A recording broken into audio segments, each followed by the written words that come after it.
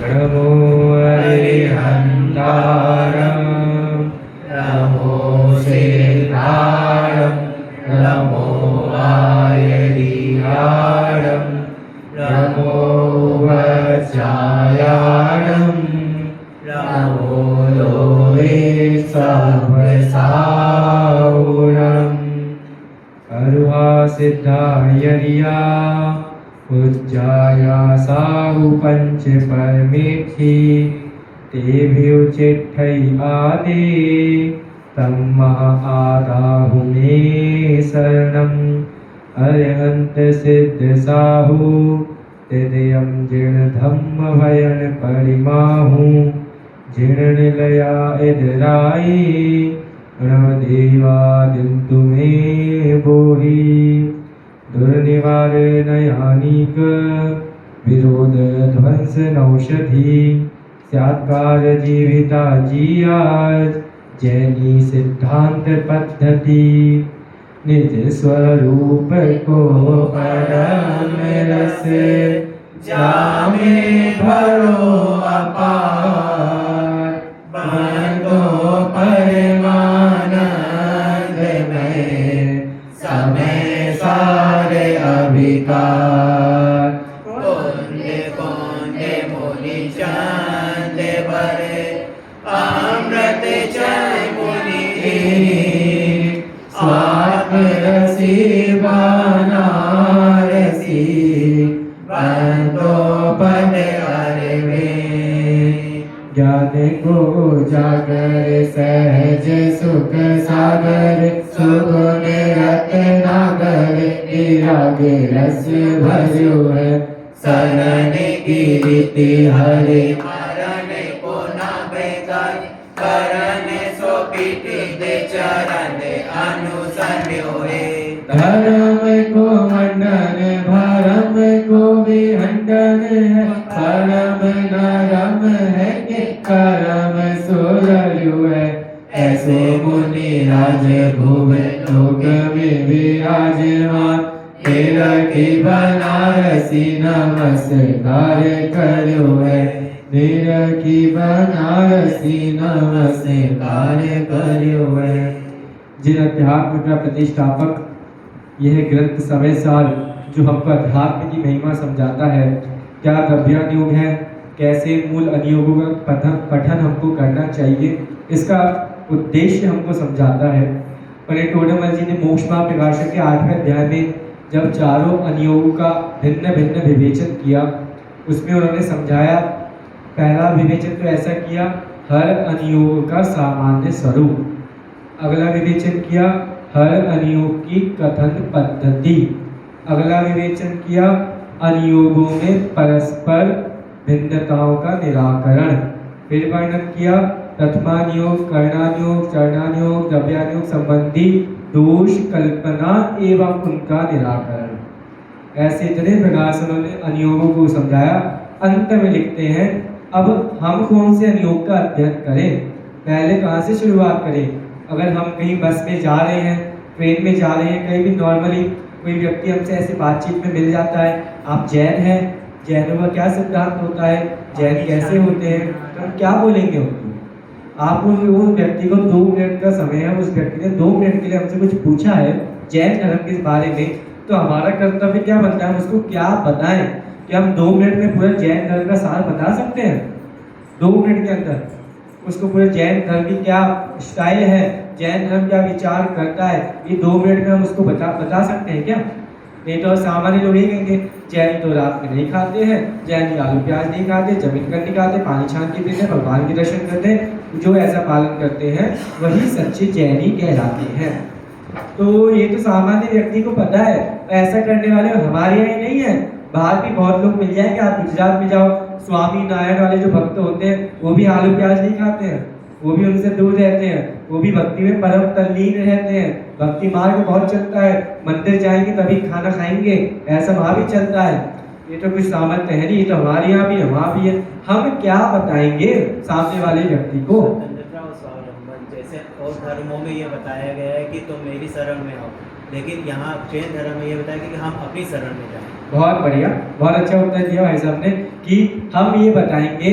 बाकी सब जगह कहा जाता है भक्त बनो भक्त बनो भक्त बनो। जैन दर्शन है भक्त नहीं भगवान बनो का मार्ग बताता है। बहुत बढ़िया, ये भी बता सकते हैं, अच्छी बात है। और भी हम कुछ बता सकते हैं उस व्यक्ति को 2 मिनट के अंदर उसको जैन धर्म समझाना है। हम उससे ऐसा कह देंगे एक काम करो बेटा, आपको अगर जैन धर्म समझना है तो 5 साल के लिए पंडित टोडरमल स्मारक में एडमिशन लो और जैन धर्म समझ जाना। हमारे पास सामर्थ्य नहीं है, हम 2 मिनट में आपको समझा दें। तो ऐसा तुम कहना चुपके जो छल ग्रहण करना होगा, क्योंकि हमारे पास सामर्थ्य नहीं है, ऐसा तो नहीं है, हम समझा सकते हैं। हम उसको नॉर्मली इतना बताएंगे, हम उसको हमारे सिद्धांतों के बारे में बता देंगे बस। हमारे यहाँ ये सिद्धांत है, तो ये सिद्धांत को जब सुनेगा व्यक्ति, अब उसके मन में जग जाएगा भाई क्रमबद्ध पर्याय क्या होता है, अनेकांत क्या होता है, शब्द भंगवाद क्या होता है, स्यादवाद क्या होता है, वस्तु स्वातंत्र्य क्या होता है, निमित्त उपादान क्या होता है। पहले सिद्धांत के नाम बता दो। अब व्यक्ति को जिज्ञासा जगेगी, हाँ भाई क्या है हमको बताओ ना। अगर उसके पास समय होगा तो हमारे पास समय होगा, हम बता देंगे उसको। समय नहीं होगा, उसको उपाय बताओ सबसे बढ़िया। एडमिशन वाले उपाय नहीं, दूसरा उपाय। क्या उपाय है बेटा? गूगल खोलो, सब आपको इसमें मिल जाएगा। आप इसमें देखो शब्द भंगवाद क्या होता है, क्रमबद्ध पर्याय क्या होती है, सब धीरे धीरे आपको पता लग जाएगा। सामान्य शुरुआत तो यहीं से करेंगे, हमारे आचरण से, क्योंकि जैनियों का आचरण एकदम भिन्न होता है। फिर अपन धीरे धीरे उसको अंतरंग की ओर ले जाने का प्रयत्न करेंगे।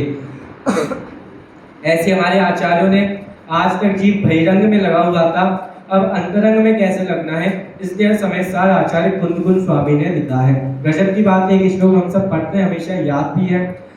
मंगलम भगवान वीरो मंगलम गौतमो गणि मंगलम कुंद कुंदाख्यो जैन धर्मोस्तु मंगलम। आगे बढ़ो। सर्व मंगल मांगल्यम सर्व कल्याण कारकम प्रधानम सर्व धर्माणां जैनम जयतु शासनम। फिर से सर्व मंगल मांगल्यम सर्व कल्याण कारकम प्रधानम सर्व धर्माणां जैनम जयतु शासनम। कुछ भूल पता लगी आप लोगों को? प्रधानम या प्रधानाम? प्रधानम। कुछ अच्छा, प्रधान नाम वाले कौन कौन है जो कहते हैं प्रधान नाम पढ़ना चाहिए? हाथ खड़ा कीजिए। प्रधान नाम। अब भाई साहब हाथ खड़ा कीजिए। अच्छा, प्रधानम वाले पीछे सब महिलाएं सब प्रधानम पढ़। अच्छा, प्रधानम, ओके। अच्छा, प्रधानाम प्रधानम, क्या दिक्कत है इसमें? कोई अंतर है क्या शब्द में? अच्छा, बहुवचन एक वचन का सूचक है, बहुत बढ़िया। अच्छा है, आप लोगों को पता है। आप लोगों को नहीं पता मतलब किसको पता होगा? देखिए, ऐसा जब बोलते हैं ना अंतिम प्रधानाम सर्व धर्माणाम जैनम जयतु शासनम, तो हिंदी में वाक्य कैसे बनेगा? पहले प्रधानम का ले लो कि सभी धर्मों में जो जैन धर्म सबसे प्रधान है, उसको वो मंगल वाला है, ऐसा वाक्य बनेगा। प्रधान नाम में क्या बनेगा? सभी प्रधान धर्मों में जैन धर्म प्रधान है। तो अब लोग चलिए जी, प्रधान नाम सर्व धर्माणाम जैनम जयतु शासनम, हमारी पूजन हो गई, घर चलो। अब उनको लग रहा है भगवान की पूजन करके आए हैं, हम तो झोलमाल करके आए हैं, सब मिला कर आए हैं भगवान को, हमारे जैन शासन में मिलावट करके आए हैं। तो ऐसा नहीं, शब्दों को कभी ध्यान पूर्वक पढ़ना चाहिए। छोटी सी घटना याद आ गई है, पहले मैंने श्लोक पढ़वाया नहीं होता आपसे, इसलिए पढ़वाया था। पहले उद्देश्य बता देता हूँ कि देखो गजब की बात है, भगवान महावीर के मोक्ष जाने के पश्चात गौतम स्वामी, सुधर्मा स्वामी, जम्बू स्वामी, 3 अनुबद्ध केवली क्रमशः हुए। और गौतम स्वामी को याद किया तो उसमें सुधर्मा स्वामी, जम्बू स्वामी इंक्लूड है, ठीक है? हाथी के पैर के नीचे सब समाहित है। फिर डायरेक्ट बीच में इतने सारे अंगधारी मुनिराज हुए, द्वादशांग के पाठी हुए, भद्रबाहु आचार्य, जिनसेन आचार्य, जिन चंद्र आचार्य, इतने सारे आचार्य हुए। उनको याद ना करके सीधा आचार्य कुंद स्वामी को याद किया है। गजब की बात है, बीच के सब आचार्यों को भूल गए और कुंद आचार्य की महिमा जगाने के लिए कुंद आचार्य को याद किया। हो सकता आपको पता है ये श्लोक किसने लिखा है?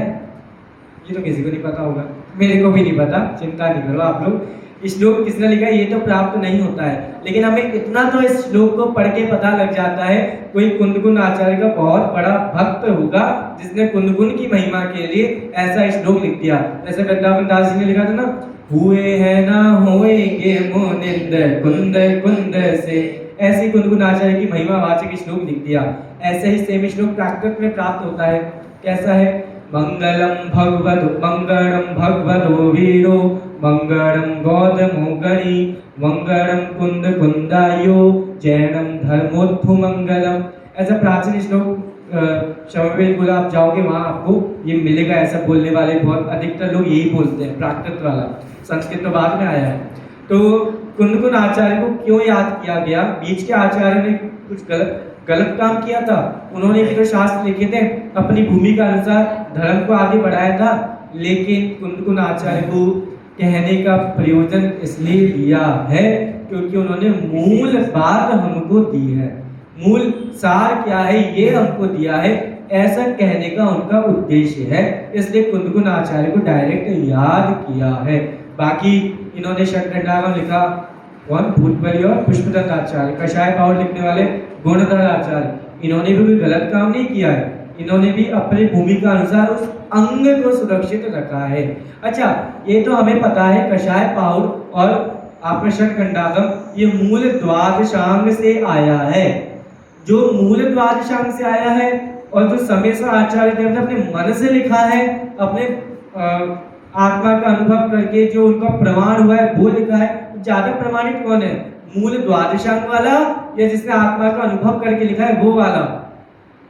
आत्मा का अनुभव। ऐसा नहीं कह सकते, सोच समझ के कहो भाई। जो भगवान महावीर ने अपने मुख से कहा है, मुख में सर्वांग दिव्य ध्वनि से फरमाया है, वो बात क्रमशः चलती हुई आ रही है, वो झूठा हो गया?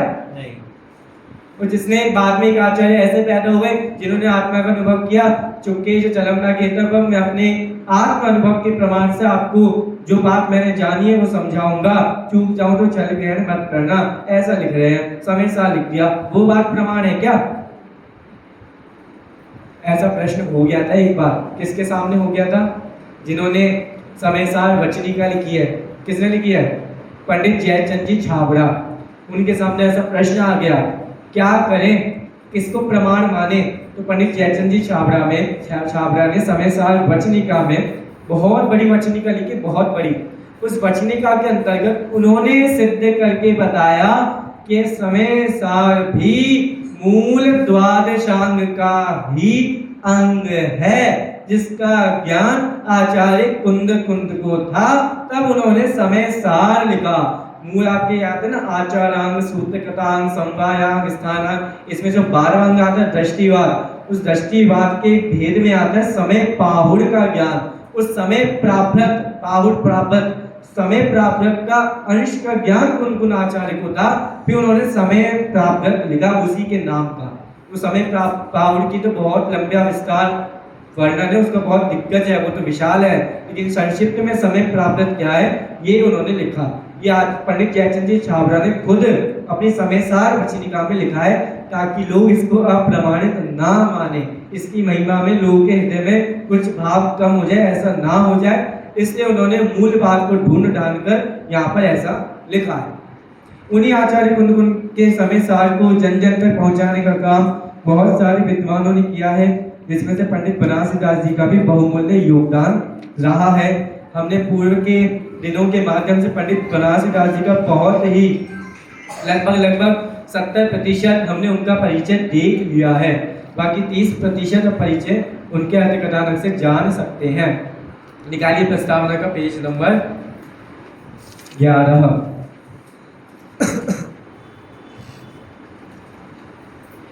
देखिए, हमने उनके परिचय के बारे में तो बहुत कुछ जान ही लिया है। उन्हीं के जो जितने भी ग्रंथ हैं उन ग्रंथों का भी संक्षिप्त परिचय यहाँ पे दे रखा है। उन ग्रंथों में क्या माल है वो यहाँ पे संक्षिप्त में बता रखा है, तो वो मैं आपको बताने का प्रयास करता हूँ। सबसे पहला ग्रंथ ही उनका है अर्थ कथानक। उन्होंने अपने जीवन में यदि कुछ सबसे पहले लिखा है तो क्या लिखा होगा? बनारसी विलास, अर्थ कथानक या नाटक समय सार? सबसे पहले तो क्या लगता है हमें, क्या लिखा होगा? बनारसी विलास, अर्थ कथानक या नाटक समय सार? नहीं, सबसे पहले तो नाटक समय सार ही लिखा है। अंत के दिनों में उन्होंने बनारसी विलास लिखा है। जब उनकी 55 वर्ष की आयु पूरी हो गई, उसके पश्चात उन्होंने अर्ध कथानक लिखा है, और उससे पहले उनको समयसार, रूपचंद जी का समागम सब मिल चुका था। नाटक समयसार के बहुत सारे अधिकतर छंदों की रचना वो कर चुके थे। बाद में उनको एक व्यवस्थित ग्रंथ में उन्होंने बनाया है। उन्होंने भी नहीं बनाया, वो तो सिर्फ उनको एक कलश पढ़ा, उनको महिमा आई, उन्होंने 10 छंद लिख दिए, एक कलश को पढ़ के एक छंद लिख दिया, पेज रख दिया। बाकी लोगों ने, उनके मित्रों ने पढ़ा, उन्होंने उनके ग्रंथों को एकदम व्यवस्थित पढ़कर, पन्नों को रखकर व्यवस्थित किया है। जैसे तो पंडित टोडरमल जी का जो मोक्ष का प्रकाशक है, उनकी समय ज्ञान चंद्रिका है, बहुत सारे ग्रंथ हैं उनके। ऐसे टोडरमल जी भी यही करते थे, एक पेज लिखा, 2 पेज लिखा, आज दिन के 10 पेज लिख दिए उन्होंने, बढ़िया सा, किसी को पढ़ाया, उसने पढ़ा।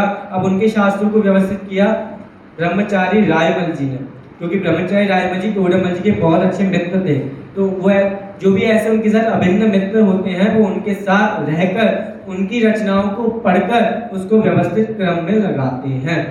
इसलिए पंडित बनारसी दास जी की मित्रों ने उनके साथ ऐसा किया था। उसके पश्चात उन्होंने लिखी है अर्ध कथानक। फिर बनारसी विलास में अलग से नहीं लिखा है, उनकी छोटी मोटी कविताएं, उनके भजन, इन सब को जोड़ जाड़ कर एक ग्रंथ बनाया गया है बनारसी विलास, ताकि उनकी अलग अलग रचनाएं एक जगह संग्रहित हो जाएं। देखिए उसी में जब, अच्छा एक रचना और है उनकी, नाममाला। नाममाला 2 कवियों की प्राप्त होती है। नाममाला क्या होता है? ये तो कभी आप लोगों ने देखा है किसी ने नाममाला आज तक ग्रंथ देखा अपनी आंखों से? नहीं देखा? कोई बात नहीं, ये गूगल में देख लेना, मिल जाएगी आपको। 2 कवियों की नाममाला प्राप्त होती है। एक नाममाला पंडित बनारसी दास जी ने लिखी है, एक नाममाला महाकवि धनंजय ने लिखी है, जिन्होंने एक विशापाहार स्तोत्र भी लिखा है आपका। तो देखो नाममाला क्या होता है, समझना ध्यान से। नाममाला क्यों लिखी जाती है? क्योंकि जो साहित्यिक जीव लिख रहा है अपना, उसमें जो कठिन कठिन शब्द आते हैं, उनका ज्ञान लोगों को नहीं पता। जैसे पूज्य गुरुदेव जी के प्रवचन को कभी हम गहराई से सुने तो मूल काठियावाड़ के शब्द गहरे वाले उसमें आते हैं, जिनका एकदम तो पता नहीं है। उसके लिए हमें काठियावाड़ भाषा का थोड़ा ज्ञान, उसके व्याकरण का थोड़ा सा ज्ञान होना चाहिए। इसलिए नाममाला बनाई जाती है, एक शब्द के कितने कितने अर्थ होते हैं यह बतलाने के लिए। इसलिए गजब की बात है, आपको आश्चर्य होगा, हमारे कवियों की स्टाइल देखो। महाकवि धनंजय, इन्होंने भी एक नाममाला लिखी है, महाकवि धनंजय ने भी नाममाला लिखी। महाकवि धनंजय का एक ग्रंथ और है, देख रहे हो, उसमें जादू करके दिखाया उन्होंने। क्या जादू है? उस ग्रंथ का नाम है द्विसंधान महाकाव्य। क्या नाम है? द्विसंधान महाकाव्य। उन्होंने कहा मेरा ग्रंथ कोई भी नहीं पढ़ सकता, ऐसा लिखा उन्होंने। क्यों नहीं पढ़ सकते? किसी को बुद्धि नहीं है, पढ़ना नहीं जानता कोई, हम तो पढ़ेंगे, इसलिए नहीं पढ़ सकते क्योंकि मैंने इस ग्रंथ में थोड़ा झोलमाल करके दिया है आप लोगों को। क्या दिया है? उन्होंने कहा अगर मेरा ग्रंथ द्विसंधान महाकाव्य समथिंग इतना होगा, उन्होंने शर्त लगाई है, मेरे ग्रंथ को अगर पढ़ोगे तो मेरी शर्त को मानना पड़ेगा। क्या शर्त है? पहले छंद से लेकर अंतिम छंद तक पढ़ोगे तो समझना रामायण समझ के पढ़ना। एक बार पूरा हो जाए, अब दूसरी बार पहले छंद से लेकर अंतिम छंद तक पढ़ोगे तो महाभारत समझ के पढ़ना। दोनों मिलेंगी उसी श्लोक में, उसी गाथाओं में, उन्हीं पंक्तियों में, वही सेम प्रकरण मिलेगा। लेकिन समझ के पढ़ोगे तो मिलेगा, एक साथ पढ़ोगे तो नहीं मिलेगा। ऐसा कैसे? ऐसा हो सकता है कभी? हो सकता है। पर्यायवाची शब्दों के कारण ऐसा संभव है। जिसका जितना जितना शब्द ज्ञान कोश बढ़ता है वो ऐसी ऐसी रचनाएं करता है। इसलिए एक छोटा सा आपको कहानी बताता हूँ, इतिहास की सच्ची घटना है। पहले के समय में जो पत्रिकाएं छपती थी ना, जैसे जो बड़े बड़े विद्वान थे, जैसे आप जैन गजट आदि जो पत्रिकाएं पहले छपती थी, उनमें एक अनेकांत नाम की पत्रिका भी पहले आती थी। उस अनेकांत पत्रिका में एक बहुत अच्छी कहानी एक लेखक ने उसमें अंकित की थी। क्या अंकित की थी? एक श्वेतांबर विद्वान की घटना उन्होंने बताई थी। एक बार समथिंग उस समय का था, अकबर के समय का ये समय था। अकबर कश्मीर की यात्रा पे कहीं जा रहे थे, तो बीच में क्या आया? लाहौर पास में है ना कश्मीर के। लाहौर आया, लाहौर में रुके, उनका अकबर का पूरा परिवार था, उनके सब मंत्री वगैरह थे साथ में। लाहौर में उस समय जैनियों का बहुत बोलबाला था, जैन विद्वान वहाँ बहुत ही विशाल मात्रा में पाए जाते थे। तो अकबर चूंकि सर्वधर्म सहिष्णुवादी थे, सभी धर्मों को मानते, सबका सम्मान करते थे, तो फिर क्या हुआ? वहाँ पे गए, उनको पता लगा यहाँ तो बहुत सारे विद्वान हैं, अब हम भी अपने साथ विद्वान लाए आगरा से, एक काम किया जाए, थोड़ा विद्वानों को बिठाया जाए और ज्ञान की बातें की जाए। सबको बिठाया शिविर में, सब बहुत सारे लोग आए, लेकिन एक भी जैन विद्वान नहीं आया। तो किसी अजैन ने जैन विद्वानों का मजाक उड़ाते हुए ये कह दिया, क्या कहा, एक प्राकृत में सुक्ति कही कि भाई उनके बीच में कोई प्रकरण चला होगा तो बीच में कोई ऐसी पंक्ति आई होगी, किसी को द्वेष होगा, तो ऐसा कह दिया, एकस्य सुक्तस्य अनंत अथो, एकस्य सुक्तस्य अनंत अथो, क्या है इसका अर्थ? एक सूत्र के अनेक अर्थ होते हैं, ऐसा बहुत से जैन विद्वान कहते हैं। महाराज फालतू की बात है, ऐसा कुछ नहीं होता है, ऐसे कोई कितने की निकाल सकता है, कितना निकालेगा, 20, 25, 30, 40, 50 इतने तो निकाल पाएगा। तो ऐसे कैसे कहते हैं अनेक अर्थ, कम से कम कोई संख्या तो निश्चित करनी चाहिए। ठीक है, महाराज ने मान लिया, सबने मान लिया, लेकिन कहीं पहले के समय में भी कोई बात होती थी तो यहाँ एक गांव के पहले घर में होगी तो अंतिम घर में सबको पता लग जाएगी क्या हुआ है हमारे गांव में। तो पहुंच गई किसी जैन विद्वान के पास, वो श्वेतांबर थे, उनको दिल पे लग गई। अब दिल पे लग जाती तो क्या होता है सबको पता है। कौन सी घटना सुनाई थी आपको, टोडेमल जी वाली, याद है ना? कौन सी? हाँ, बच्ची वाली तो सुनाऊंगा, और क्या सुनाऊंगा। उसमें भी क्या, बस बहुत बढ़िया, आगे पाठ पीछे सपाट। अरे भाई, टोडेमल जी ने 17 नाम के अर्थ बताए थे बंसीधर के, याद आ गया? तो बस जब जब जैन विद्वानों के दिल पे लग जाती है तो वो आप पीछे नहीं हटते जैन धर्म की प्रभावना करने में। आ गए पूरे सभा के सामने, बोलो कौन बोल रहा था, एकस्य सूत्रस्य अनंत अर्थो, जैनियों की ये पंक्ति गलत है। हे राजन, आप एक सूत्र बोलो, मैं उसके अर्थ करके बताऊंगा। पूरी सभा को चैलेंज करते हैं, कितने अर्थ कर सकते हो, हम देखते हैं आज कौन विजयी होगा। तो सम्राट ने एक सूत्र दे दिया, वो भी एक प्राकृत का समथिंग था, वो याद नहीं आ रहा है, उसमें लिखा है कि कोई जिसको चाहिए बाद में ले लेना। तो सबने एक एक करके अर्थ करना शुरू किया, कोई 10, कोई 20, कोई 25, कोई 50, कोई 100, कोई 200, कोई 500, कोई 600, घूम फिर के जब उस विद्वान पे बारी आई तो आप बताओ कितने अर्थ किए होंगे। अंदाजा लगाओ, अंदाजा तो लगा सकते हैं हम लोग, अंदाजे में क्या जा रहा है, समथिंग 600, 700, 800, 900, 1000 मान लो, 1000, 5000, इससे ज्यादा भाई गोली बढ़ाओ, 5000 के आगे 1 लाख, और आगे बढ़ाओ, और बढ़ा सकते हो 1 करोड़ 1 करोड़ पे पहुंच गए। देखिए, उस विद्वान ने उस सूत्र के 10 लाख अर्थ करके उस सभा को बता दिए। 10 लाख, अभी मैं मजाक नहीं कर रहा हूँ, अष्टलक्षी के नाम से वो ग्रंथ आज छपा भी है श्वेतांबरों के पास।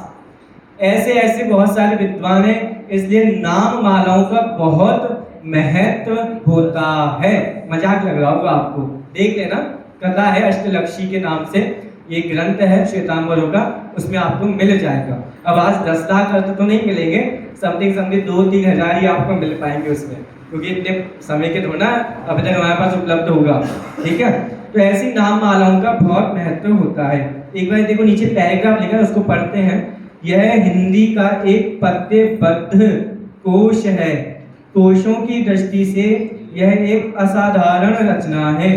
यह कविवर की प्राप्त रचनाओं में सर्वप्रथम कृति है, जो देखो पहली कृति ये है, जो आश्विन सुदी 10वीं विक्रम संवत 1670 को लिखी जा चुकी थी। इसका आधार प्रसिद्ध कवि धनंजय की संस्कृत नाम माला है। धनंजय कवि बनारसी दास जी से पहले हुए हैं, उन्होंने संस्कृत में नाम माला लिखी, उसको पढ़कर हिंदी में दोहों और चौपाइयों के माध्यम से उन्होंने फिर अपनी नाम माला लिखी, किंतु यह उसका अविकल अनुवाद नहीं, इसमें भी कवि की मौलिकता के दर्शन किए जा सकते हैं।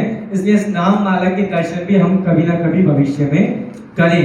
फिर उन्होंने अर्थ कथानक लिखी, तो अर्थ कथानक में नवरस की रचना तो लिखी थी, आपको देखो ऊपर नवरस का एक छंद दे रखा है, वो पढ़ लीजिए। उन्होंने नवरस लिखी थी, हमें कैसे पता लगता है, उनका एक छंद है, उसके माध्यम से पता लगता है। पोथी एक बनाई गई, मित 1002 आचौपई, कामे नवरस रचना लिखी, तय विशेष वर्णन आशिकी। तो आशिकी का वर्णन उसमें उन्होंने किया था, ऐसा वो बताते हैं। तो अर्ध कथानक भी उनकी एक रचना, तो नवरस भी उनकी एक रचना थी जिसको उन्होंने बाहर दिया था। अब है उनकी अर्ध कथानक। अगले पेज आओ, पेज नंबर 12, सबसे नीचे के छंद दे रखे हैं, देखो। एक जीव की एक दिन दशा होई जेती, सो कही सके न केवली, जाने यद्यपि ठीक।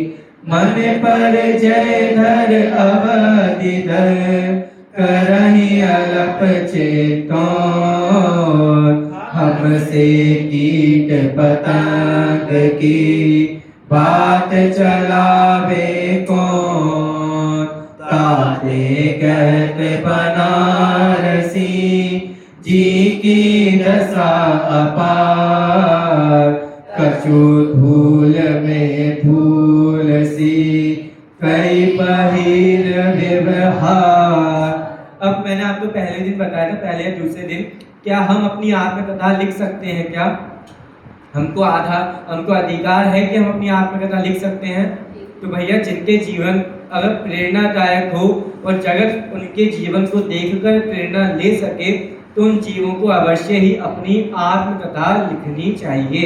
ना सही हम पद्य में लिखें, हम गद्य में ही सही लिखें, लेकिन जगत के जीवों को प्रेरणा मिले। कभी कभी ऐसा होता है ना, कोई के परिवार में, जैसे भाई साहब के परिवार में राजू भाई थे, ऐसे किसी न किसी के परिवार में कोई ना कोई बड़ा पुरुष होता है जिसके माध्यम से लोग धर्म में लगते हैं, जिसने लोगों को बहुत कुछ सिखाया होता है।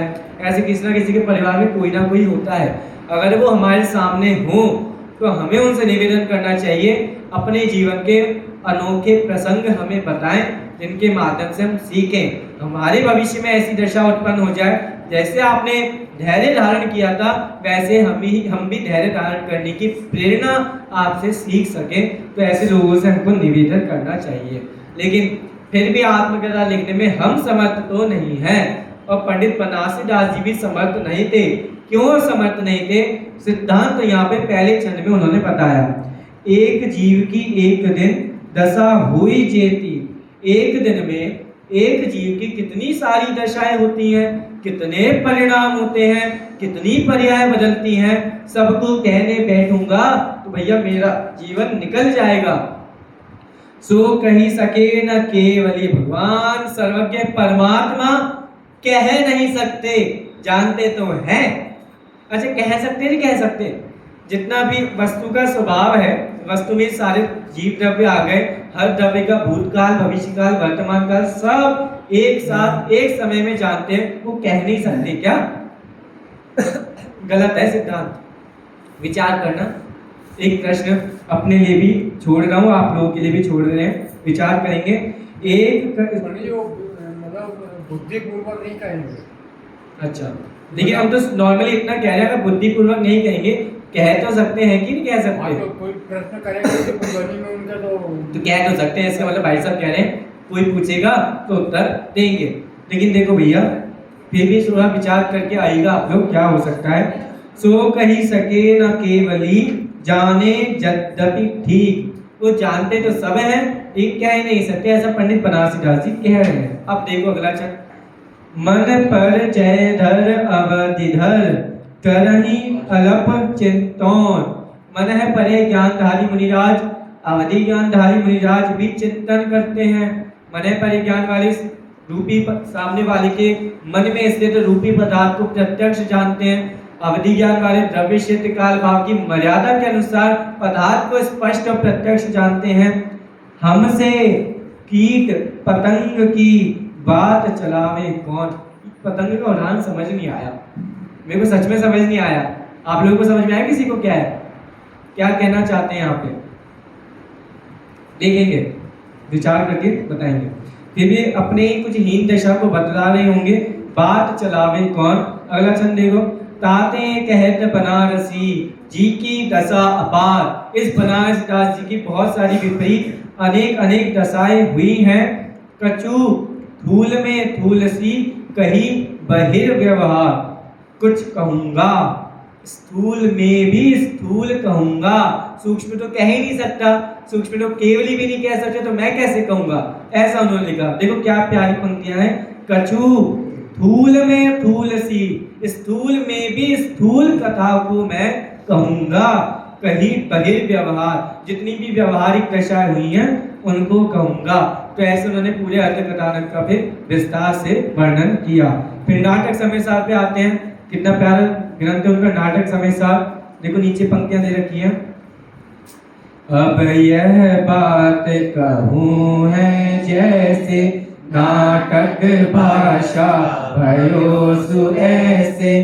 कुंद कुंद मुनि मूल उधरता, अमृत चंद टीका के करता। अब देखो सुनो सुनो, बहुत विस्तृत है, पीछे भी है। इसमें थोड़ा आज देखते हैं, थोड़ा कल देखेंगे, ठीक है। अब देखो, अब नाटक समय सार कैसे आया, क्या हुआ, क्यों लिख रहा हूँ, पूरा वर्णन इसमें कर रहे हैं। अब देखो, आप इस पेज भी जो छंद है उनको देखते हैं आज, तो आपको पूरा विषय आज का तो ख्याल में आ ही जाएगा। समय सारे नाटक सुखदानी, टीका सहित संस्कृत वाणी। पंडित पढ़े सुदृढ़ मति पूजे, अल्पमति को अर्थ न सूझे। पांडे राज मल्ल जिन धर्मी, समय सारे नाटक के मर्मी। तिन गिरंत की टीका कीनी, बाल बोध सुगम कर दीनी। समझ में आया कैसे उन्होंने आधार इस बाल बोधनी समय सार जो कलश टीका पांडे राजमल जी ने लिखी है, उसके आधार से ही उन्होंने ये नाटक समय सार की रचना की है। उसी के अंतर्गत स्यादवाग द्वार को हम देख रहे थे, क्योंकि अधिकांश स्यादवाग आचार्य अमृतचंद स्वामी कहते हैं ये स्यादवाग अस्खलित शासन है। आज तक इस स्यादवाग के कारण हमारा शासन स्खलित नहीं हुआ है, फिसला नहीं है, एकदम स्थिर खड़ा है। एकमात्र स्यादवाग का ही ये उपकार है। इसलिए पेज नंबर 312 पे स्यादवाद अधिकार है। स्यादवाद अधिकार के माध्यम से हम देख रहे थे कि कितने सारे पक्ष खड़े हुए हैं, कैसी कैसी बातें कर रहे हैं, सबका खंडन स्यादवाद से ही संभव है, ऐसा बतला रहे हैं। कुछ दिन पहले अखबार में चुटकुला आया था, सुनाता हूँ, थोड़ा आपको हंसी भी आ जाएगी। चुटकुला नहीं सुना रहा हूँ, काम की बात है इसलिए सुना रहा हूँ। एक बार एक रिपोर्टर को पता लगा कि भाई एक स्टेशन पर 1000 लोग मर गए हैं और एक आदमी बच गया है। कैसे भाई, ऐसे कैसे हो सकता है? एक कैसे बच, जैसे वो आपका अहमदाबाद में वो हुआ था ना प्लेन क्रैश, एक बच गया था, बाद में वो भी मर गया था ना? नहीं मरा था। अच्छा, मतलब इसका मतलब इंस्टा में बहुत गलत भी आता है, ठीक है। अब भाई कहने वाले बहुत लोग हैं, ऐसा कहते हैं, ऐसा कहते हैं, ये कहते हैं, वो कहते हैं, सब अलग अलग अपनी बात कहते हैं। हमें तो पता लगा था वो भी मर गया बाद में। अच्छा, मतलब आप सब न्यूज़ देखने वाले हो, बहुत बढ़िया। देखो, तो उस रिपोर्टर को पता लगा भाई एक कैसे बचा है, बाकी 1000 मर गए, असंभव। चलो उसका इंटरव्यू लेने के लिए चलते हैं, रिपोर्टर का यही काम है। तो उसने बोला आप बच कैसे गए, क्या करने गए थे आप वहाँ पे, कौन सी गाड़ी में बैठे थे, कौन से प्लेटफॉर्म पर खड़े थे, क्या कर रहे थे? उसने बोला भाई साहब मैं तो आत्महत्या के लिए गया था। सुनना, मेरे को अपनी आत्महत्या करनी थी, मेरे को नहीं जीना है संसार में, मैं आत्महत्या के लिए गया था। तो मरे क्यों नहीं, बाकी तो मर गए, क्या तुमने सबको मार दिया या तुम खुद मरे नहीं, क्या हुआ क्या? लेकिन तो भैया सुनो क्या हुआ था। सभी लोग प्लेटफॉर्म पर खड़े थे और फिर क्या हुआ, और क्या हुआ, वो अनाउंसमेंट हुआ कुछ, भाई फलाना फलाना गाड़ी प्लेटफॉर्म नंबर 1 पर आ रही है। तो भाई सबको लगा गाड़ी प्लेटफॉर्म पर आ रही है, भागो नीचे, सब पटरी पर चले गए, वो बेचारा ऊपर ही खड़ा रहा। सुनना, अब गाड़ी आई तो भाई गाड़ी आई तो सबके ऊपर चढ़ गई, हजार के व्यक्ति, 1000 लोग मर गए। तू कैसे बच गया, तू क्यों नहीं गया नीचे? अरे मैं तो मरने के लिए गया था ना, प्लेटफॉर्म नंबर 1 पर गाड़ी आई तो वहीं खड़ा रहूंगा, नीचे जाऊंगा। मेरे को तो मरना था भाई साहब, लेकिन बाकी लोग मर गए, मैं नहीं मरा। मेरे को बहुत दुख है इस बात का। भैया ऐसे अब जो ऐसे स्यादवाद नहीं समझेगा, अपेक्षा नहीं समझेगा कहाँ क्या आने वाला है, तो कैसे काम बनेगा। इसलिए स्यादवाद की शरण में जाना चाहिए। पंडित जगन मोहन लाल जी हुए हैं, बहुत बड़े विद्वान, उन्होंने एक बहुत प्रसिद्ध ग्रंथ लिखा है स्यादवाद। उनके ग्रंथ का नाम ही है स्यादवाद। उसको आप देखो, इतने सारे स्यादवाद के जैनागम में प्रयोग करके बताए हैं। जैसे वो आपको केबीसी आता है ना, केबीसी में अमिताभ बच्चन एक प्रश्न पूछेगा और 4 ऑप्शन देगा, तो हम भाई कहेंगे स्यादवाद से एक ऑप्शन ठीक है। एक ऑप्शन ठीक है क्या? सारे ही ऑप्शन ठीक है स्यादवाद के अनुसार।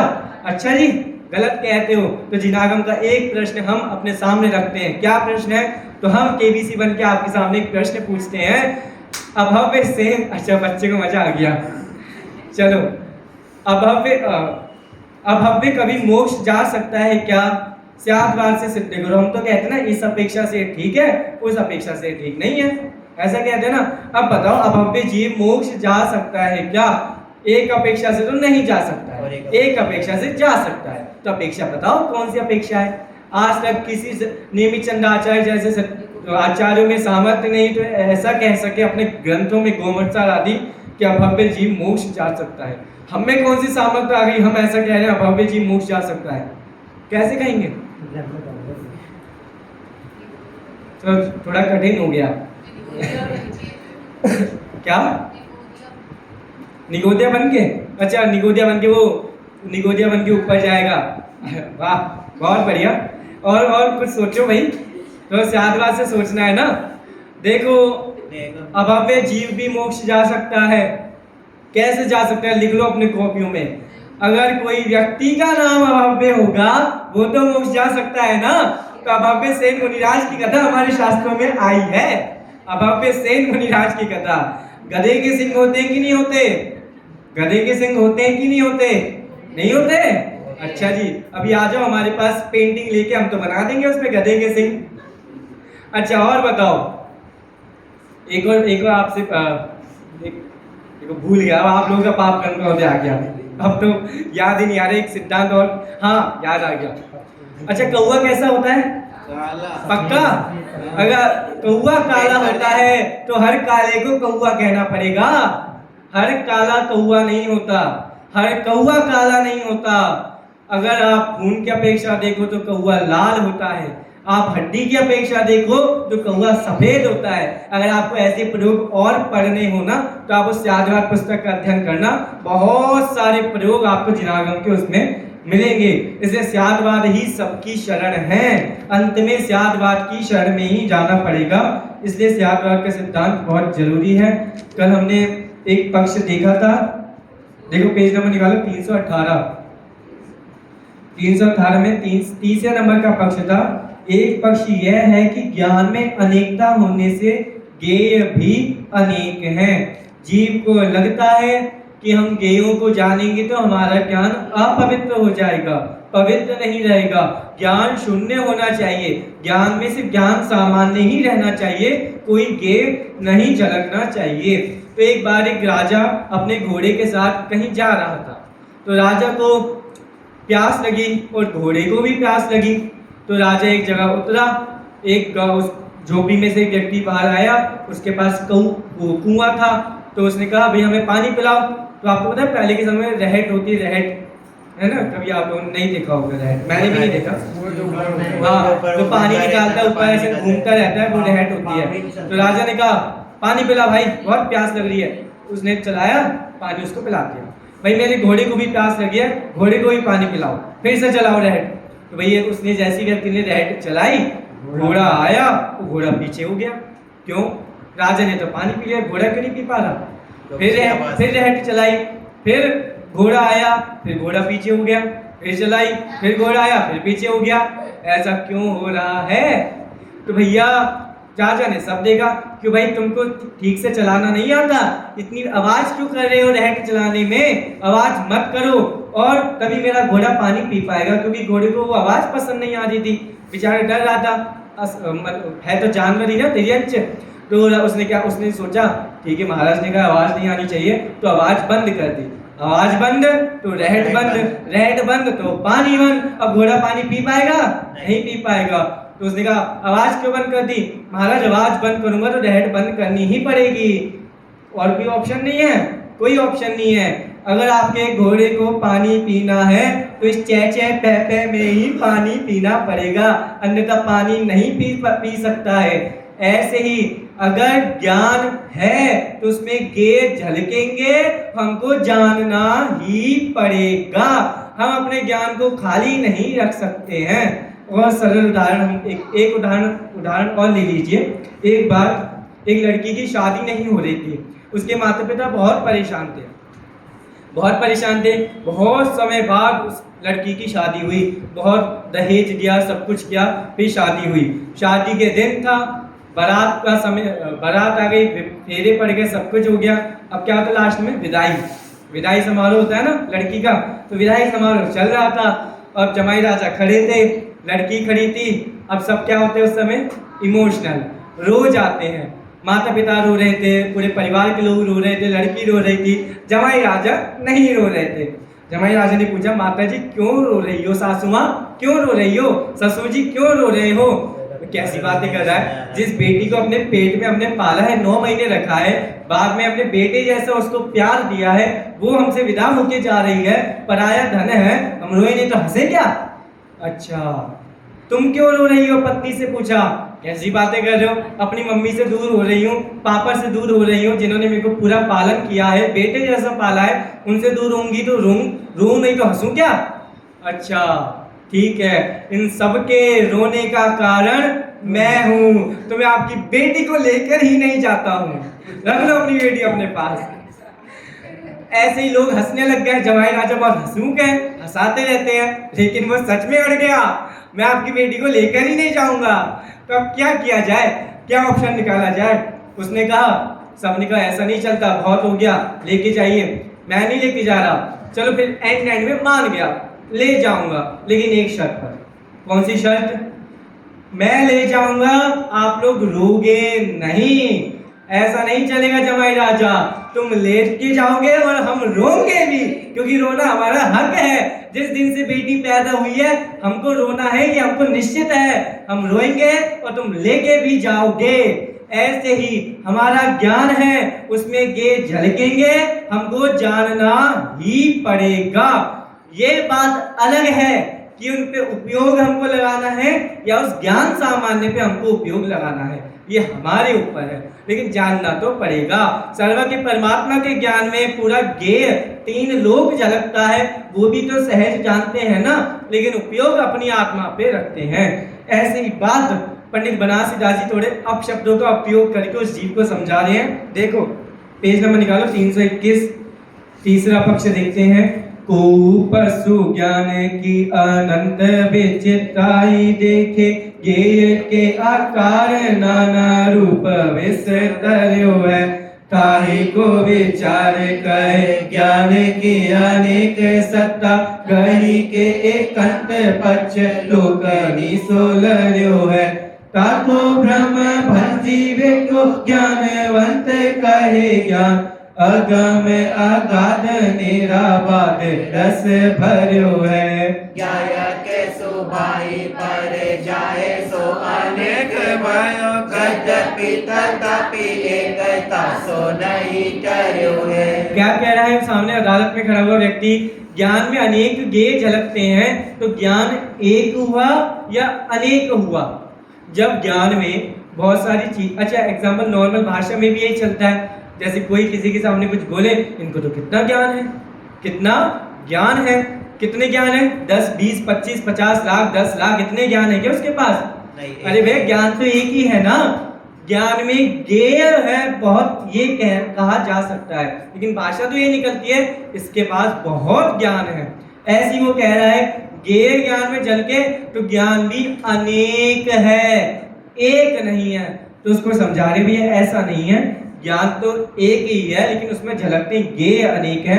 पीछे दिखाओ, देखो भावार्थ में सरल भाषा में लिखा हुआ है, अनंत गेय के आकार रूप परिणमन करने से ज्ञान में अनेक विचित्रताएं दिखती हैं। उन्हें विचार कर कोई कोई पशुवत अज्ञानी कहते हैं। पशु कह रहे हैं, पशु अज्ञानियों को। कि ज्ञान अनेक है और उसका एकांत पक्ष ग्रहण करके उन लोगों से झगड़ते हैं और उनके अज्ञान हटाने के लिए स्यादवादी ज्ञानी कहते हैं कि ज्ञान अगम्य है, गंभीर है और निराबाध रस से परिपूर्ण है। उसका ज्ञायक स्वभाव है, सो वह यद्यपि पर्याय दृष्टि से तो अनेक है, द्रव्य दृष्टि से देखोगे ज्ञान सामान्य एक ही है। इस सुबह बताया था ना, मति ज्ञान, शुद्ध ज्ञान, भगवती ज्ञान, मन परे ज्ञान, केवल ज्ञान। इनमें एक लाइन खींचो, मति शुद्ध अवधि मन पर्य इक्वल टू सब ज्ञान ज्ञान ज्ञान ज्ञान ज्ञान। ज्ञान सामान्य से तो एक ही है, उसकी पर्याय है मति शुद्धावधि मन पर्य केवलानि ज्ञानम। तो पर्याय अनेक होने से पर्यायातिक न्याय से उस ज्ञान को अनेक कहा जाता है। ऐसी चर्चा उस पक्ष के खंडन के लिए आचार्य देव ने कही है। देखो बहुत सारे पक्ष हैं, पीछे निकालो, पीछे एक पक्ष और दिखाता हूं आपको।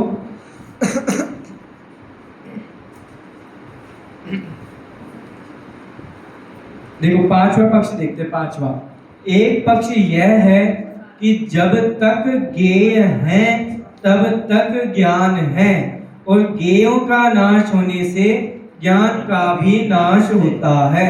अब भाई बात तो ठीक कही है, बात सही है क्या? ज्ञेयों का नाश हो गया तो ज्ञान का नाश हो सकता है? वो क्यों नहीं हो सकता भाई?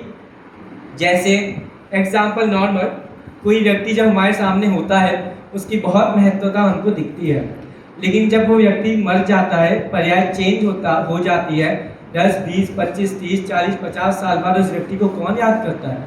जब प्रसंग आता है तब याद करते हैं, नहीं तो दिन भर की चर्चा में कौन याद करता है? कोई याद नहीं करता। कितने लोग निकल गए, किनको याद किया है हमने आज तक? किनको याद नहीं किया। कितने प्रधानमंत्री बदल गए, किनको याद करते हैं? वर्तमान में जो चल रहा है उसी को तो याद किया जाता है ना। तो भाई जब ज्ञेय का अभाव हो गया तो उस जन्य संबंधी ज्ञान का भी अभाव हो जाता है, ऐसा लोक में कहा जाता है। प्रचलन में भी यही है, प्रत्यक्ष में भी यही दिखता है। और देखो जब ज्ञानावर्णिक कर्म का तीव्र उदय आ जाता है तो हम सब कुछ पढ़कर जाते हैं, तब भी परीक्षा में ज्ञान नहीं होता है। तो भाई ज्ञान का अभाव हो गया ज्ञेयों के अभाव होने से, ऐसा कहा जाता है। देखते हैं आचार्य देव उनका क्या खंडन कर रहे हैं। पंचम पक्ष का स्पष्टीकरण और खंडन, पेज नंबर 323। निकालिए सभी ने, पढ़िए। को अज्ञ कहे ज्ञेयाकार ज्ञान परिणाम, जो लो विद्यमान तो लो ज्ञान पर घट है। ज्ञेय के विनाश होते ज्ञान को विनाश होई, ऐसी वाक्य हृदय मिथ्यात की अलट है। दासो समकृत बनते करे अनुभव कहान, पर जय आवाने ज्ञाने नाना कार्य नटे है। निर्विकल्प अभिनस्वर धरप रूप ज्ञान ज्ञेय वस्तु सो अव्यापक अघट है। कितना प्यारा उदाहरण दिया उन्होंने। भाई देखो पहली पंक्ति देखो, इजी है। कोई अज्ञानी कहता है ज्ञेयाकार ज्ञान परिणाम, ज्ञेयाकार ज्ञान परिणाम, ज्ञेयों के आकार रूप ही ज्ञान होता है। जो लो विद्यमान तो लो ज्ञान प्रकट है। जब तक ज्ञेय की सत्ता है तब तक उस जन्य ज्ञान की भी सत्ता है। ज्ञेय के विनाश होत ज्ञान को विनाश हुई, सरल है। ऐसी वाक्य हृदय मिथ्यात्व की अलट है, मिथ्यात्व की ग्रंथि उस जीव के हृदय में बैठी है। तासो उसको समकितवंत कहे अनुभव कहानी, उसको समकित जीव अपनी अनुभव कहानी से कहते हैं। क्या कहते हैं देखो, परजय प्रवाण ज्ञान नानाकार नट है। जिस प्रकार कोई नट अनेकों स्वांग धारण करता है, अनेकों स्वांग धारण करके क्या करता है, देखो कितनी प्यारी भाषा नीचे लिखी है। जिस प्रकार एक ही नट अनेक स्वांग बनाता है, उसी प्रकार एक ही ज्ञान पर्यायों के अनुसार अनेक रूप धारण किया जाता है। कल शब्द बताए थे ज्ञानाकार और ज्ञेयाकार। क्या सही है? ज्ञेय ज्ञान में झलके तो वो ज्ञान ज्ञेयाकार हो गया या ज्ञानाकार रहा? क्या रहा? क्योंकि बोला तो जगत में यही चाहता है, मैंने कुछ पढ़ा, कुछ समझा, कोई नई पुस्तक देखी, कोई नया व्यक्ति देखा, ये वो है, यह सेब है, यह ग्रंथ है, यह फोन है, यह व्यक्ति है, यह पेड़ है। बोला तो गेहूं की तरफ से ही जाता है। ये कौन बोलता है यह ज्ञान है? ये कोई बोलता हुआ हमको आज तक दिखा है? बोलते तो यही है कि भाई जिस जो ज्ञान ने जाना यह वो है डैश डैश डैश, वो गे है समथिंग, ज्ञान है, ये तो कोई नहीं बोलता है। लेकिन वास्तव में एक सिक्के के दो पहलू हैं। ज्ञान सामान्य की तरफ से देखो तो देखेंगे तो ज्ञानाकार ही है, वो गेयों की पक्षों की अपेक्षा देखेंगे तो गेयाकार है। तो ज्ञानाकार है, गेयाकार है, एक ही सिक्के के दो पहलू हैं। ऐसी नाटक में अनेक स्वांग होते हैं, ऐसी ज्ञान की पर्यायों के अनेक स्वांग होते हैं, जिनसे लगता है गेयों के अनुसार ज्ञान है, गेयों के अनुसार ज्ञान ने जाना है। गेय नहीं है तो ज्ञान भी नहीं है, पर्याय चूंकि बदलती रहती है ना, इसलिए गेयाकार है, ज्ञानाकार है। ये चर्चा अपन ने समझी और यहाँ पे वो कह रहे हैं अंतिम स्टैंडर्ड वाक्य, वास्तव में ज्ञान निर्विकल्प और नित्य पदार्थ है। दो चीजें होती है, निर्विकल्प और सविकल्प। क्या होता है सही? आत्मा का अनुभव कैसा होता है, निर्विकल्प या सविकल्प? बहुत बढ़िया। तो ज्ञान कैसा होता है, निर्विकल्प या सविकल्प? गलत बात है भैया, बहुत सावधान से बोलो। अरे भाई आपको एक तरह पता है उपयोग के दो भेद, दर्शनोपयोग और ज्ञानोपयोग। साकारम क्या, दर्शनम या ज्ञानम? साकारम ज्ञानम, निराकारम दर्शनम। ज्ञान साकार होता है, निराकार दर्शन होता है। आज तक किसी भी आचार्यों में या किसी विद्वानों में ऐसी सामर्थ्य नहीं हुई है कि उन्होंने ज्ञानोपयोग के तो बहुत सारे उदाहरण लिखे, ज्ञानोपयोग के 8 भेद किए, लेकिन आज तक किसी आचार्य ने दर्शनोपयोग का कोई भी उदाहरण लिखा ही नहीं। जैसे नॉर्मली हम एक पदार्थ अपने सामने रखते हैं, ये क्या है, क्या बोला जाएगा? यह रुमाल है। ये तो ज्ञानोपयोग का दृष्टा, वो आपने उदाहरण बोल दिया। दर्शनोपयोग में कैसे बोलेंगे? दर्शनोपयोग समझते हो ना, जब भी हम कोई चीज देखते हैं पहली बार, उसका सामान्य ज्ञान और फिर उसका विशेष ज्ञान। नॉर्मली कोई व्यक्ति सामने खड़ा है, हम उसको बोल रहे हैं यह व्यक्ति है, बस इतना पता है, यह एक पुरुष है। फिर हम पास गए, देखा यह तो नरेंद्र मोदी है, ये तो फिर एक का ज्ञान हो गया, नरेंद्र मोदी है, भारत के प्रधानमंत्री हैं, अच्छा काम करते हैं, जितना विशेष में जाना जाओ, ये हो गया ज्ञानोपयोग का उदाहरण। अब मेरे प्रश्न का उत्तर दीजिए, जब वो व्यक्ति सामने खड़ा था, हमने बोला था यह व्यक्ति है, यह दर्शनोपयोग में आएगा या ज्ञानोपयोग में आएगा? सोच लीजिए। सामान्य प्रतिभास है, भाई साहब ने कहा सामान्य प्रतिभास है। देखिए फिर भी आचार्य देव कहते हैं, आप जाओ सर्वासिद्धि में आचार्य पूज्यपाद स्वामी के पास, उन्होंने कहा है दर्शनोपयोग बहुत ही सूक्ष्म होता है। दर्शनोपयोग हम बता नहीं सकते, बोल नहीं सकते, कब दर्शनोपयोग हो गया सर्वज्ञ ही जानते हैं, क्योंकि सर्वज्ञों के केवल दर्शन केवल ज्ञान एक साथ होते हैं। हमारा पहले दर्शनोपयोग होता है, बाद में ज्ञानोपयोग होता है। यह व्यक्ति है, ये भी जाएगा ज्ञानोपयोग में, और भेद हो गया। व्यक्ति है, ये भी विशेष हो गया। अब सामान्य क्या हो गया, ये तो हमारे ज्ञान के ही परे है, हमारे अनुभव के भी परे हैं। जब सर्वज्ञ परमात्मा बनेंगे तब पता लगेगा कि दर्शनोपयोग क्या होता है। इसलिए अब देखो, इन्होंने लिखा वास्तव में ज्ञान निर्विकल्प और नित्य पदार्थ है। ये तो पता लग गया, ज्ञान नित्य है, क्योंकि ज्ञान स्वभाव है, स्वभाव हमेशा जिंदा होता है, हमेशा 3 काल में रहता है। निर्विकल्प समझ में नहीं आ रहा, ये निर्विकल्प कैसे कह रहे हैं? ज्ञान तो सविकल्प भी होता है, निर्विकल्प क्यों कह रहे हैं? निर्विकल्प से ज्यादा प्रेम है क्या? देखो क्या कहने का तात्पर्य है। निर्विकल्प कौन सी अपेक्षा से क्या, पहले ये समझे। यहाँ वो ज्ञान निर्विकल्प सविकल्प वाली चर्चा नहीं की गई है, यहाँ निर्विकल्प वाली चर्चा वो की गई है कि ज्ञान हमेशा, जैसे ज्ञान में गेय आते हैं ना, तो ज्ञान गेयाकार रहा, लेकिन ज्ञानाकार ज्ञान सामान्य की, चैतन्य की चित्त सामान्य प्रवृत्तियों की अपेक्षा यहाँ पर निर्विकल्प कहा है। सिर्फ और सिर्फ ज्ञान सामान्य, हम ज्ञान ग्रहण करेंगे, गे तो झलकेंगे, उसका स्वभाव है। गेहूं की अपेक्षा से देखोगे तो ज्ञान गे वाला ग्रहण करेंगे। ये सामान्य ज्ञान की अपेक्षा से देखेंगे तो ज्ञान निर्विकल्प है। गे आएंगे लेकिन ज्ञान तो ज्ञान में रहता है, ज्ञान का उपयोग गेयों में जाता ही नहीं है। हमारे सर्वज्ञ परमात्मा सकल गेय ज्ञायक तदपि निजानंद रसली, सब जानते हैं, गेय ज्ञान में आ रहे हैं फिर भी ज्ञान में लीन है। तो ज्ञान ज्ञान को जान रहा है, इसलिए ज्ञान निर्विकल्प है। ज्ञान गेयों के कारण उनके उपयोग में सविकल्प नहीं हो रहा है, इसलिए इस अपेक्षा से यहाँ पे ज्ञान को निर्विकल्प कहा गया है। लेकिन हमारे बौद्ध पक्ष को ये बात स्वीकार नहीं हुई कि ज्ञान निर्विकल्प है। तो हमारे बौद्धों ने आधे झगड़े इस बात पे जैनों से किए हैं कि ज्ञान हमेशा सविकल्प होता है। बहुत सारे झगड़े हैं, जब कभी आप सर्वा सिद्धि पढ़ो उसमें बहुत सारे आपको झगड़े मिलेंगे। नित्य पदार्थ है, वह गेय में प्रवेश नहीं करता, इसलिए ज्ञान और गेय की एकता नहीं घटती है। ज्ञान गेय एक नहीं है, गेयों का नाश हो गया तब भी ज्ञान हमेशा जिंदा रहता है। ये अलग बात है आवरण आ जाए उस ज्ञान पर, लेकिन फिर भी इतना आवरण नहीं आएगा कि पूरे ज्ञान का नाश हो जाए। ज्ञान का नाश हो गया तो क्या होगा? क्या होगा? ज्ञान का अगर ज्ञानावरणी का तीव्र आवरण आ जाए, कुछ भी ज्ञान ना रहे हमको, सारे ज्ञान पर ज्ञानावरणी आकर बैठ जाए तो क्या होगा? सही बात है, हमें कुछ ज्ञान नहीं होगा। ऐसा कभी नहीं हो सकता। एक ज्ञान है, दो ज्ञान है जिसमें कभी कर्म का आवरण नहीं आता, एक केवली का ज्ञान और एक निगोदिया का पर्याय ज्ञान।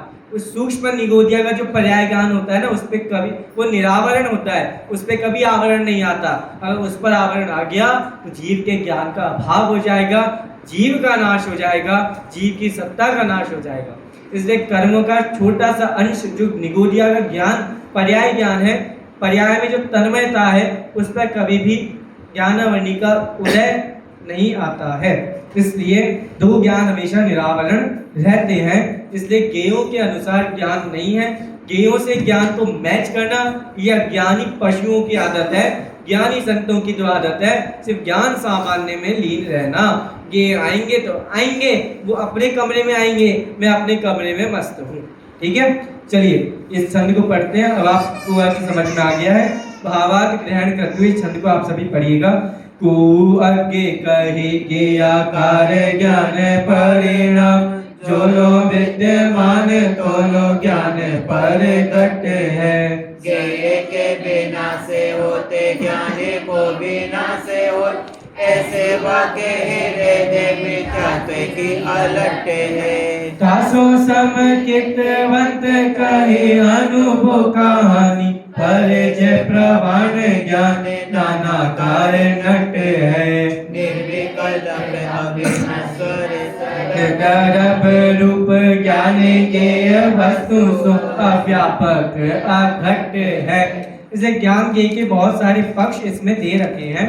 कल शाम को हम जो अनेकांश आत्मवाद जिसके आधार से जिंदा रहते हैं, जिसने हमको अनेकांश आत्मवाद का स्वरूप समझाया है, ऐसे सर्वज्ञ परमात्मा की सिद्धि का प्रकरण देखेंगे। किस प्रकार से सर्वज्ञ सिद्धि होती है, हमारे भगवान का एक्सिस्टेंस इस जगत में है कि नहीं है, ये हम कल विस्तार से शाम के व्याख्यान के माध्यम से देखेंगे। 3 श्लोक हैं, मैंने ध्यान के प्रकरण के अंत में दे रखे हैं, वो उन्हीं के माध्यम से देखेंगे कि सर्वज्ञ सिद्धि क्या है और सर्वज्ञ सिद्धि की क्या महत्वता हमारे जिनागम में की गई है। इसलिए सभी का मूल आधार आचार्य कुंदकुंड ने समय सार में अनेकों जगह लिखा, केवली पंडितम केवली पंडितम, केवली भगवान ने कहा है, केवली भगवान ने कहा है। वो किसी और आचार्य को बीच में रखते ही नहीं है, वो सीधा high command, high court, supreme court के ऊपर जाते हैं। सर्वज्ञ परमात्मा ने कहा है जी वैसा है वैसा है, सीधा एक बार नहीं कम से कम 72-73 बार उन्होंने इस भाषा का प्रयोग किया है, केवली भगवान ने कहा है। इसलिए हम सब भी केवली भगवान जैसा बने ऐसी भावना रखें। अभी की बात को पूर्ण करते हैं।